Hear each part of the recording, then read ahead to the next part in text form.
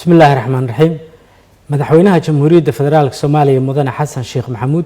ودردر قلينaya qorshaha ka mid noqoshada dalada bulshada bariga Afrika ayaa u magacaabay ergey gaar ah oo qaabilsan arrimahaas mudane Cabdisalaan Cumar Hadliye madaxweyne Xasan Sheekh Maxamuud ayaa tilmaamay in ergeyga gaarka ah laga sugayo sidii uu uga miro dhalin lahaa dadaalka ay dawladda Soomaaliya ugu jirto ololaha ku biirida dalada bulshada bariga Afrika si dadka Soomaaliyeed uga faa'iideystaan fursadaha ganacsi dhaqaale iyo kuwa bulsho ay ku tilmaaman yihiin iyo doorka xoogan ee ay ka qaadan karaan horumarka daladan iyo saameynta ay guud ay ku leeyihiin gobolka Cabdisalaan Cumar Hadliye ayaa khibrad aqoon iyo xirfad wanaagsan u leh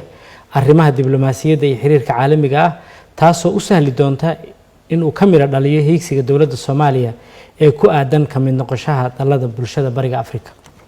wasiir Cabdisalaan oo hore u soo hogaamiyay hay'ado kala duwan oo wadani iyo kuwa caalami ah ayaa soo noqday wasiirka wasaaradda arrimaha dibadda iyo iskaashiga caalamiga ee xukuumaddii hore ee